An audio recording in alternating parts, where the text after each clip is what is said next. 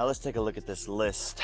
Canelo, injured. Francis Ngannou, scared. Floyd Mayweather, my brother beat him. Mike Tyson, done that. Lennox Lewis, too young. Ryan Garcia, easy work. Tommy Fury, wanted more time. Deji, Deji. Nate Diaz, been there, done that. Conor McGregor, owned. Logan Paul, maybe. Sydney Sweeney, that's not a bad idea. But as I looked closer at the list, I saw one name that stood out. Anthony Joshua.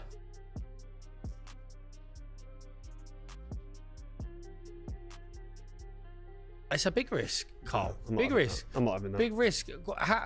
If you don't go and annihilate him in the first 30 seconds, Yeah, it's fixed. Can you like, right, it's fixed? Oh, he's pulling him round? Yeah. I think Anthony Joshua by knockout. Yeah, I think Jake will probably get knocked out in the third round. Jake Paul has done it again, this time taking a direct shot at Anthony Joshua, and the entire boxing world is losing its mind. What started as a simple poke online has exploded into full-blown chaos, with fans fired up, fighters reacting, and the internet spinning non-stop. Jake didn't hold back, and the way he went after the big guy has everyone asking the same question. Did he finally go too far? No. Big boy! In another video, Jake Paul has taken a direct flaming shot at Anthony Joshua, but this time he did it with style. He dropped a full-on advertisement where he listed all the reasons he chose AJ, and the tone wasn't just playful, it was outright provocative. Because in that same tongue-in-cheek way he's known for, Jake casually throws in claims about rigging legendary fighters, names like Canelo and Lennox Lewis, making the community explode with anger, laughter, and confusion all at once. So there I was, on a Saturday afternoon in my $30 million mansion. Oh, it's hot. Bernard, bring me my Celsius. Faster. Oh. Now let's take a look at this list. Canelo, injured. Francis Ngannou, scared. Floyd Mayweather, my brother beat him. Mike Tyson, done that. Lennox Lewis, too young. Ryan Garcia, easy work. Tommy Fury, wanted more time. Deji, Deji. Nate Diaz, been there, done that. Conor McGregor, owned. Logan Paul, maybe. Sydney Sweeney, that's not a bad idea. In the ad, Jake Paul is seen scanning through a list of big-name fighters, casually brushing them off one by one as if they're nothing more than a piece of cake. He laughs, he shrugs, he moves on, until he suddenly stops at one name, Anthony Joshua. That's when his expression changes and he declares that this is the perfect man for him. No hesitation, no doubt, just pure Jake Paul confidence mixed with pure chaos. But as I looked closer at the list, I saw one name that stood out. Anthony Joshua. Anthony Joshua. That's gotta be it, Bernard! Fire up the jet! I'm going back to training camp! I'm fighting Anthony Joshua! And with that, Jake Paul has made his stance crystal clear on why he's targeting Anthony Joshua. In his video with Logan Paul, Jake didn't hold back for a second. He flat out claimed that Joshua's chin is gone. Even though the world still sees AJ as a former champion who has faced far more elite opponents than Jake, the YouTuber turned boxer refuses to let anyone forget one thing: chaos is his specialty. Jake doubled down, saying Joshua lacks the skill, the rhythm, and the sharpness needed to survive someone as unpredictable as him. Chin's gone. But he's still Anthony Joshua. Which is stiff and no rhythm and no skill, just power. You're serious about fighting him? Yeah. From hyping up a fantasy showdown with Gervonta Davis to now flipping the script and setting the tone for a full-blown camp aimed at Anthony Joshua, Jake's trolling has reached a level nobody saw coming. It's outrageous, unpredictable, and absolutely unfiltered. Exactly the kind of madness that keeps the boxing world glued to every move he makes.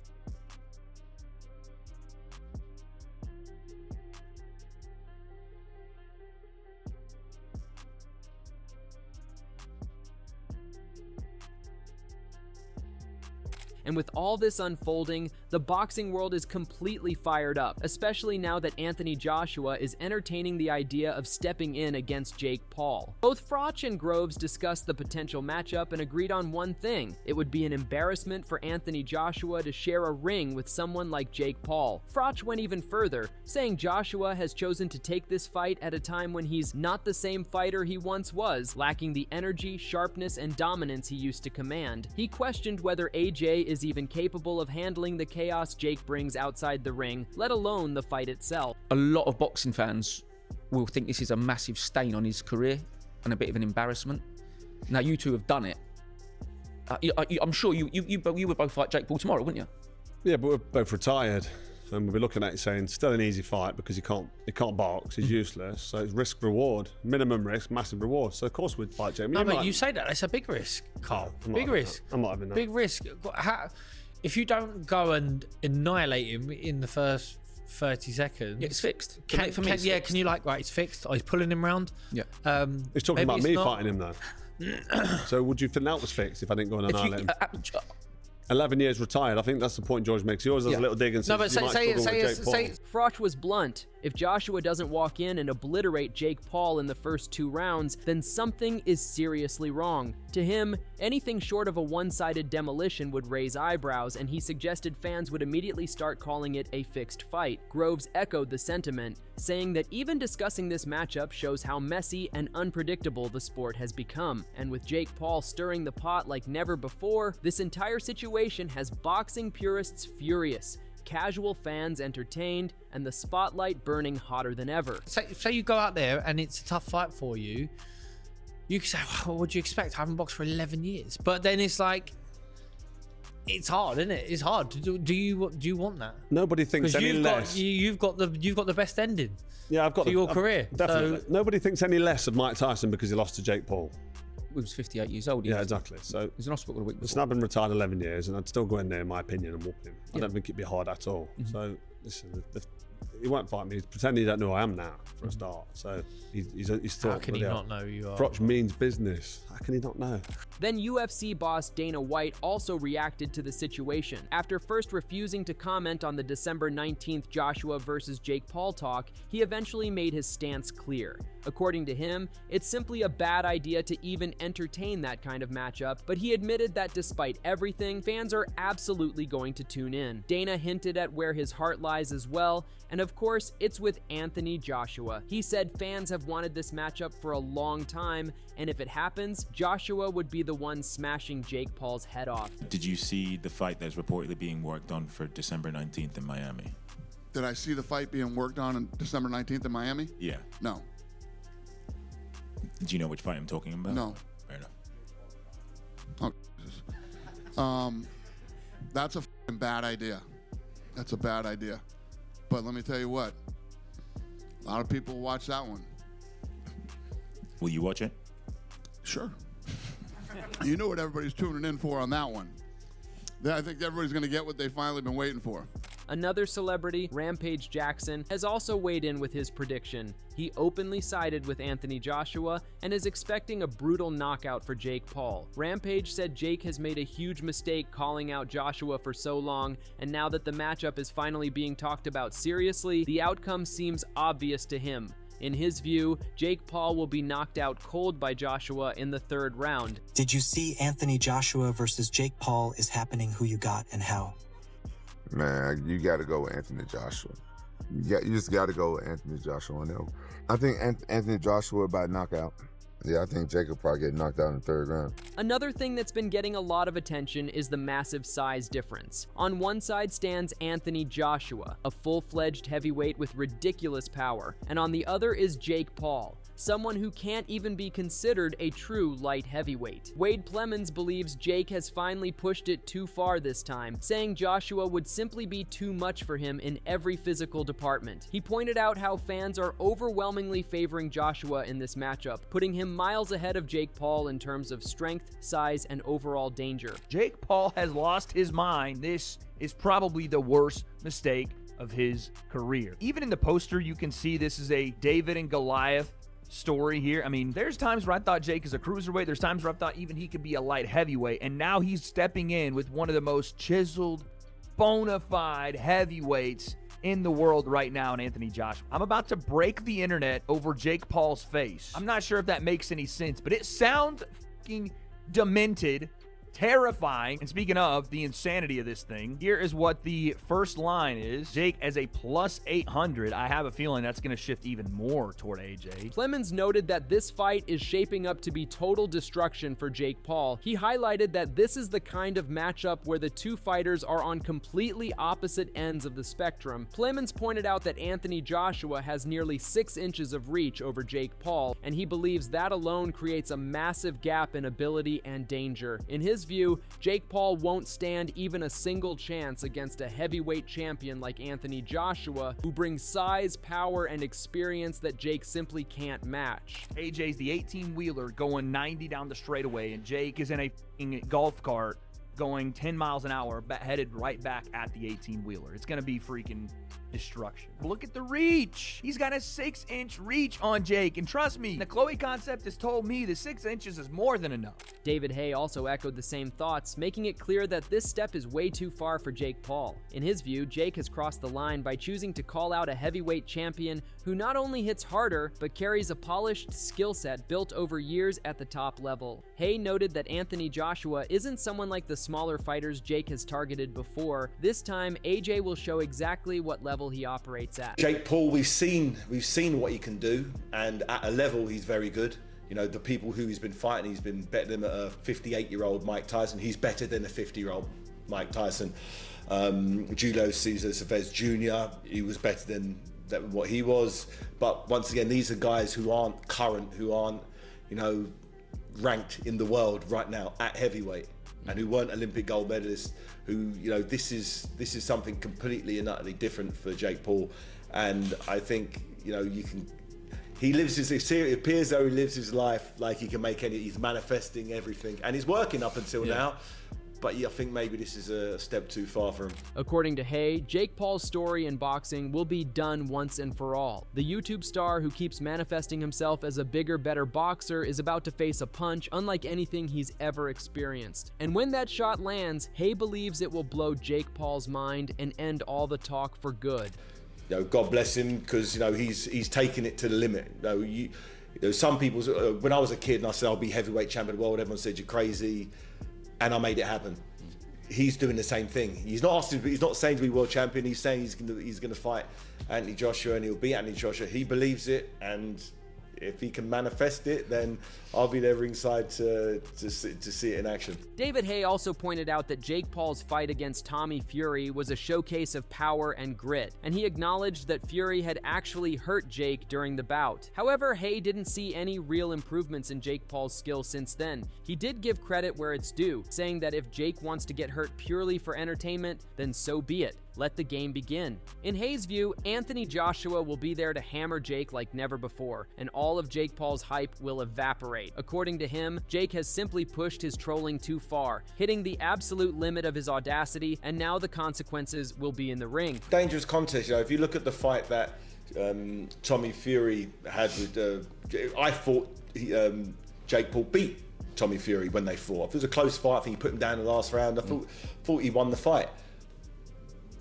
But he didn't. He lost the fight on points. You know, now you're trying to... I know this fight was a little while ago and he's improved since then, but has he improved to the level where he can beat Anthony Joshua? I haven't seen anything to suggest that.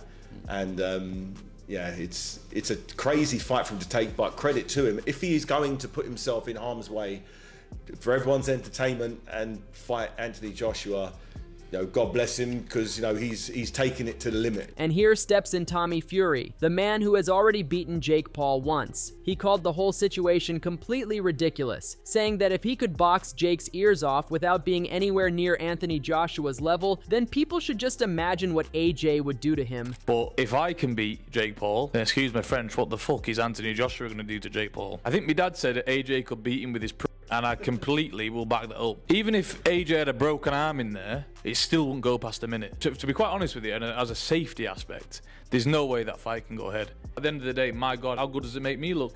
He gets beat by Jake Paul. Well, that automatically makes me two-time heavyweight champion of the world, doesn't it? Tommy went on to promise that a brutal end is coming Jake Paul's way. In his words, Jake has chosen the most dangerous path possible by targeting Joshua. He called Jake ridiculous and stupid for constantly ranting about AJ, warning that the moment Jake steps inside the ring with Joshua, he'll feel the reality of what he signed up for. According to Tommy, Jake Paul will be knocked out cold by a punch he never even sees coming. There's no proper way. I've got to laugh about it. How are we even talking about this? He got his nut boxed off by me a little over 2 years ago. And now all of a sudden, he's talking about fighting Anthony Joshua. It's like, come on. Like, you can't be serious. You can't beat me. I'm not Anthony Joshua, am I? So it's just ludicrous. It really is. Not holding back, Derek Chisora shared his perspective, blending sharp honesty with his signature biting humor. He described the potential fight as utterly explosive, saying there's no sugarcoating what would happen if Jake Paul actually faced Anthony Joshua. Chisora stressed that the clash would be heavily one-sided, with Joshua expected to take full control almost immediately. In his view, the bout would likely be over within the first 3 rounds, leaving little doubt about the outcome and underscoring just how risky Jake's challenge really is. Delicious. Listen, good. AJ took a year out. Easy fight for him.